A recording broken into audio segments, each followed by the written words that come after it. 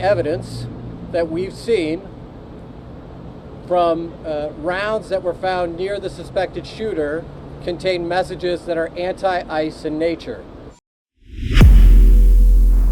America woke up to shocking news from Dallas, Texas. A deadly shooting took place outside an ICE facility, leaving one detainee dead and others critically injured. The name behind this attack? Joshua John. But who was he? Why did he open fire on a government facility? And what does this incident mean for the United States? In today's video, we'll uncover the full story. From the background of Joshua John to the details of the attack, the anti-ICE message found at the scene, public reactions, and the political storm it has unleashed. Stay with me till the end, because every detail will shock you. How the incident unfolded. On the morning of September 24, 2025, a van carrying ICE detainees arrived at the Dallas ICE facility. Just as it approached the entrance, shots rang out from a rooftop sniper position. One detainee was killed instantly. 2 others were left in critical condition. Panic erupted across the facility as officers scrambled for cover. When law enforcement stormed the scene, the suspect, later identified as 29-year-old Joshua John, reportedly turned the gun on himself. The attack was deliberate, shocking, and it sent ripples across the nation. Who was Joshua John? Joshua John wasn't a well-known figure before this. Reports suggest he had ties to Fairview, Texas, and Durant, Oklahoma. He came from an ordinary background with no prior reputation for violence. In 2015, he faced a minor marijuana possession charge, pleaded guilty, and paid a small fine. There was no clear history of aggression or extremist activity, which makes the question even more pressing. Why would someone like him commit such a violent act? The anti-ICE message. One of the most disturbing pieces of evidence was an empty shell casing found at the scene. It had anti-ICE written on it. This wasn't random. It was a direct signal that the attack was motivated by opposition to ICE, Immigration and Customs Enforcement. For years, ICE has been at the center of America's immigration debate, from detention practices to family separation policies. The agency has drawn heavy criticism, protests, and political controversy. But does criticism justify deadly violence? Authorities are investigating whether Joshua's act was fueled by ideology, personal anger, or something deeper. A strange car and conspiracy clues. When investigators checked Joshua John's car, they found something strange. A map showing radioactive fallout zones across the U.S. When investigators searched Joshua John's car, they stumbled upon something unusual, a large map pasted to the outside of his vehicle. This wasn't an ordinary road map. It displayed radioactive fallout zones across the United States, highlighting areas that would be most affected in the event of a nuclear disaster. To many observers, this strange display was not just decoration. It immediately raised questions about John's mental state, his beliefs, and whether he was influenced by conspiracy theories. Such imagery is often associated with survivalist movements, doomsday preppers, or people who believe the government is hiding the truth about large-scale threats. The fact that John chose to drive around with this map visible suggests he wanted the world to see it, almost as if it were a warning or a statement. This discovery quickly fueled speculation that John's attack on the Dallas ICE facility wasn't a random act of violence. Instead, it could have been carefully staged to deliver a message, one that combined his hostility toward ICE with broader anti-government or anti-system symbolism. While law enforcement has not confirmed these theories, the visual evidence points to a deeper psychological and ideological layer behind his actions. Experts in domestic extremism note that symbols like fallout maps often appear in communities that distrust federal agencies. They are used to signal resistance, paranoia, or a belief that society is on the verge of collapse. If John subscribed to these ideas, then the shooting may have been his way of acting out those beliefs, transforming conspiracy rhetoric into a violent display. The FBI, for its part, has remained cautious.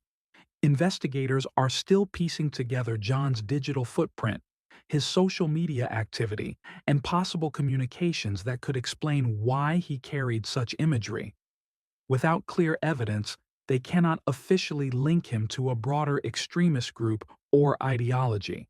Still, the presence of the fallout map, combined with the anti-ice bullet casing, strongly suggests that John's choices were deliberate. In other words, he likely wasn't acting spontaneously. Every element, from his sniper position on the rooftop, to the writings on the bullets, to the map on his vehicle, paints the picture of a man trying to send a symbolic political message. The key question now is, what was that message meant to be?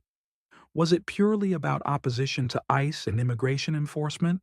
Was it a broader rejection of the U.S. government and its authority?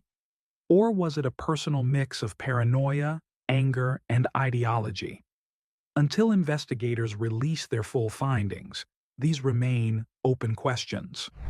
But what is clear is that John's actions and the symbolic clues he left behind have turned a deadly shooting into a case study of how conspiracy culture, political anger, and individual choices can collide with devastating consequences. Political and legal fallout. This attack is bigger than just one man. It has raised serious national questions. 1. Security concerns. If a shooter can launch a sniper attack from a rooftop, are ICE facilities and other government buildings truly secure? 2. Political rhetoric. Some lawmakers say harsh anti-ICE rhetoric in politics and media has fueled dangerous anger, encouraging violence. 3. Immigrant safety. Detainees, who are supposed to be under government protection, became the victims of this attack. As the details of the Dallas ICE facility shooting unfolded, it quickly became clear that this wasn't only about one man or one violent act. Instead, the tragedy has ignited a much larger and far more emotional debate across the United States. What began as a shocking news headline has now become a symbol of America's growing divisions, political hostility, and deep mistrust in institutions.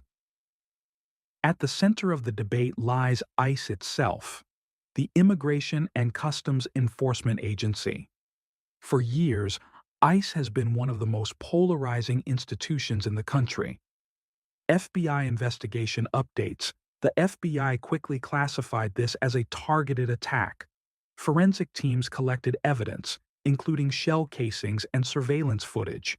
Investigators are now digging into Joshua's social media activity, personal relationships, any ties to extremist groups. So far, no official links to organizations have been confirmed. But the anti-ICE message is the strongest indicator that his actions were ideologically driven. The public is demanding transparency. People want to know, was Joshua just one man acting alone or part of something bigger? Experts are debating Joshua's motives. Several theories exist.